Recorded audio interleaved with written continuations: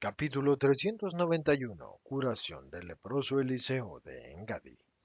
Deben haber adelantado la hora de la salida, quizás por el consejo de los propios habitantes de Engadi, porque es totalmente de noche y la luna, que se prepara al plenilunio, ilumina con vivísima luz la ciudad. Las callecitas son cintas de plata entre los cubos de las casas y las tapias de los jardines que parecen transformar la cal en mármol escultorio por el efecto del mágico rayo lunar. Las palmeras y los otros árboles, envueltos en la fosforescencia de la luna, adquieren un aspecto fantasmal. Las fuentes, los regatillos de agua, son, respectivamente, pequeñas cascadas y collares de diamantes. Y en las frondas los ruiseñores desgranan los collares de las notas de oro, uniendo sus prodigios a las voces de las aguas que, en la noche, parecen sonar cada vez más nítidas. La ciudad duerme, pero algunas personas están con Jesús, que se marcha. Son los hombres de las casas que lo habían hospedado, a él y también a los apóstoles. Algunos otros vecinos se han añadido.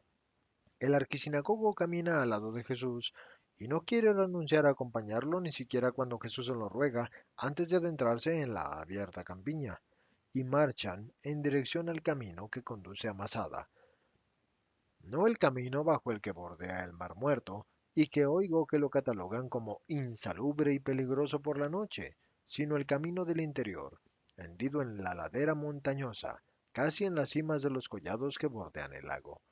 Es espléndido el oasis de la noche de luna, da la impresión de caminar por un país de ensueños. Luego el oasis, el verdadero oasis, termina y se hacen más raras las palmeras. Entonces empieza el terreno del monte, propiamente dicho, con sus árboles agrestes y sus prados y sus laderas escindidas por cavernas, como casi todos los montes palestinos. Pero yo diría que aquí las cavernas son más abundantes y sus bocas extrañas, unas longitudinales y otras planas, y unas derechas y otras oblicuas, y unas redondas a mitad de la ladera y otras reducidas a una fisura, presentan espantosos aspectos bajo el claro de la luna. Abraham, el camino está más abajo. ¿Por qué subes de nuevo? Alargas el camino y tomas un sendero impracticable, dice con un tono autoritario uno de Engadi. Porque tengo que enseñarle al Mesías una cosa y pedirle que sume una cosa más a los grandes favores que ya ha hecho para nosotros. Pero si estáis cansados, volved a casa o esperadme aquí. Iré yo solo, responde el viejo arquisinagogo, que va renqueando y jadeando por el sendero difícil y empinado. No, vamos contigo. Pero nos da pena tu fatiga. Tu corazón trabaja demasiado. No es el sendero, es otra cosa. Es una espada que me da vueltas dentro del corazón. Es una esperanza que lo hincha. Vengan, hijos míos, y sabrán cuánto dolor había en el corazón del que consolaba todos los dolores de ustedes. Cuánta, no desesperación, eso no, pero sí aceptación de que no había que hacerse ya ilusiones de volver a ser feliz. Había en el que siempre os decía que esperaseis en el Señor y que todo lo puede. Yo os he enseñado a creer en el Mesías. ¿Os acordáis de la seguridad con que hablaba de él cuando podía hacerlo ya sin perjudicarlo? Vosotros decíais, pero ¿y la matanza de Herodes? Sí, era una espina muy grande en el corazón, pero me agarraba con todo mi ser a la esperanza y decía, si Dios, a tres que no eran ni siquiera de Israel, les mandó la estrella para invitarlos a adorar al niño Mesías, y los guió con ella a la casa pobre e ignorada por los rabíes de Israel y por los príncipes de los sacerdotes y los escribas, si con un sueño les advirtió que no volviesen donde Herodes para salvar al niño, ¿no va a haber avisado con más poder aún a su padre y a su madre de que huyeran para poner a salvo la esperanza de Dios y del hombre? Y la fe en que se había salvado crecía inútilmente acosada por la duda humana y por las palabras de otros, y cuando el mayor dolor de un padre se apoderó de mí, cuando tuve que conducir a un sepulcro a un vivo, y decirle, estate aquí mientras dure tu vida, y piensa que si el deseo de las caricias maternas u otro motivo te impulsaran hacia las casas, yo tendría que maldecirte, tendría que ser el primero en golpearte y relegarte al lugar donde ni siquiera ya mi desolado amor podría darte auxilio. Cuando tuve que hacer esto me aferré aún más a la fe en Dios, Salvador de su Salvador. Y también cuando tuve que decirme a mí mismo y a mi hijo leproso, ¿os dais cuenta? Leproso. Decir, inclinemos nuestra cabeza ante la voluntad del Señor y creamos en su Mesías. Yo, Abraham, y tú, Isaac, inmolado por la enfermedad y no por el fuego, ofrezcamos el dolor para obtener el milagro. Y cada mes, en cada neumenia, al venir aquí, a escondidas, cargado de alimentos y de vestidos y de amor, que debía depositar lejos de mi hijo, porque tenía que volver donde ustedes, hijos míos, y donde mi esposa ciega, la esposa que había perdido la razón, cegada y alejada por el tremendo dolor, tenía que volver a mi casa, que ya no tenía hijos, que ya no tenía la paz de un recíproco y consciente amor, a mi sinagoga y hablarles de Dios, de sus grandezas, de sus bellezas esparcidas por la creación, y tenía ante mis ojos la figura corroída de mi hijo, y ni siquiera podía defenderlo cuando llegaban a mis oídos las murmuraciones contra él, en que se decía que era un ingrato o un malhechor escapado de casa. Y todos los meses, al hacer este peregrinaje de la padre a la tumba de mi hijo vivo, le decía, para sostener su corazón, le repetía, el Mesías está entre nosotros, vendrá y te curará. El año pasado en Pascua, en Jerusalén, mientras te buscaba durante el breve tiempo que estaba lejos de mi mujer ciega, me dijeron, es verdad que está entre nosotros. Ayer ha estado aquí. Incluso ha curado unos leprosos y va por toda Palestina curando y consolando y adoctrinando. Oh, regresé tan veloz que parecía un joven yendo a su boda, y ni siquiera me detuve en Engadi, sino que vine aquí y llamé a mi niño, a mi hijo varón, al fruto mío que se muere, y le dije, vendrá. Señor, has beneficiado en todo a nuestra ciudad. Te marchas, sin dejar ni siquiera a uno enfermo. Has bendecido incluso nuestras plantas y nuestros animales. ¿No vas a querer? Me has curado a mi mujer. ¿No vas a tener piedad del fruto de sus entrañas? Un hijo a la madre. Devuelve un hijo a la madre. Tú, que eres el hijo perfecto de la madre de todas las gracias. En el nombre de tu madre, ten piedad de mí. Ten piedad de nosotros. Y lloran todos juntos con el anciano, que ha hablado al mismo tiempo con fuerza y con angustia, y Jesús lo recibe entre sus brazos mientras él solloza y le dice, no llores más, vamos a donde se encuentra tu Eliseo, tu fe, tu justicia, tu esperanza, merecen esto y más todavía. No llores, Padre. Bien, no nos demoremos más en liberar del horror a una criatura. La luna se oculta y el sendero es difícil. ¿No podríamos esperar la aurora? Dicen algunos. No, abundan en torno a nosotros los árboles de resina. Por tanto, cojan unas ramas y enciéndanlas y vamos, ordena Jesús. Suben todavía por un sendero estrecho y penoso, y parece el lecho desecado de alguna agua aluvial, y las antorchas crepitan humosas y rojizas, esparciendo un fuerte olor de resinas por el aire. Una caverna estrecha de una abertura casi celada tras una frondosa espesura nacida a los lados de un manantial, muéstrase allende un estrecho rellano dividido en medio por una hendidura en la que aquel vierte su agua. Ahí está Eliseo desde hace años, en espera de la muerte o de la gracia de Dios, dice el anciano en voz baja señalando hacia la gruta. Llama a tu hijo y consuélalo, y que no tenga miedo, sino fe.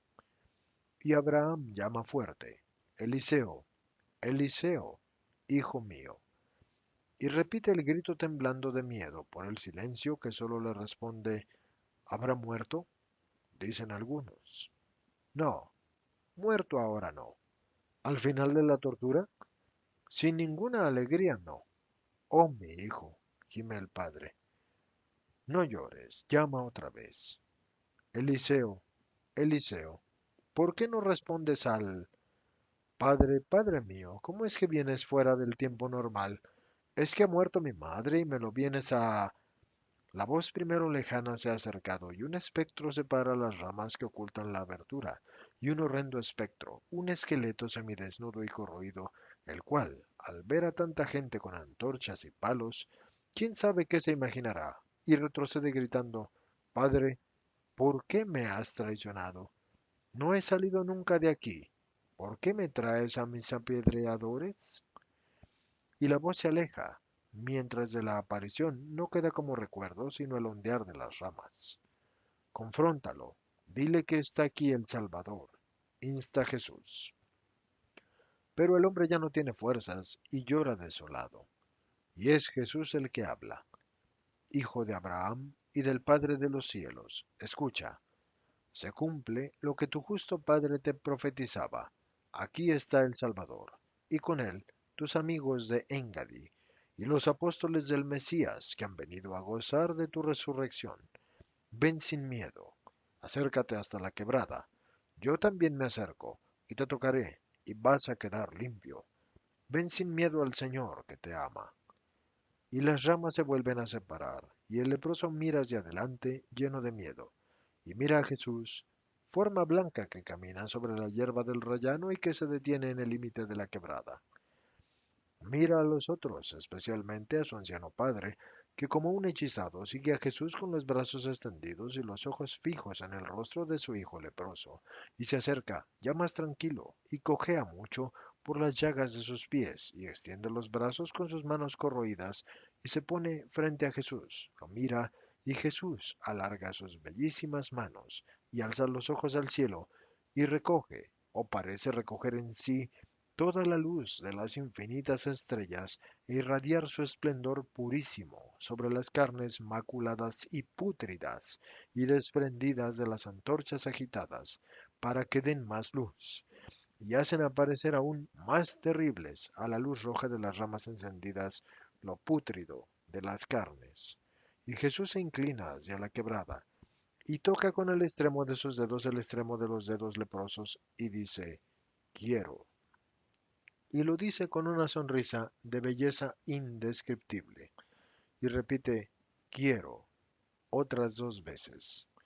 Ora y manda con esa palabra, y luego se separa y retrocede un paso, y abre los brazos en cruz, y dice, purifícate, y luego predica al Señor, porque a Él perteneces.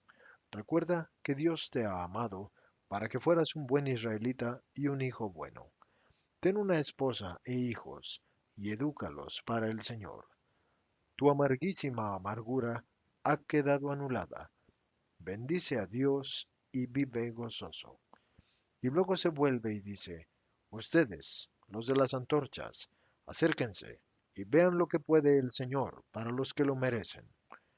Baja los brazos, que abiertos y cubiertos con el manto, obstaculizaban la visión del leproso, y se separa.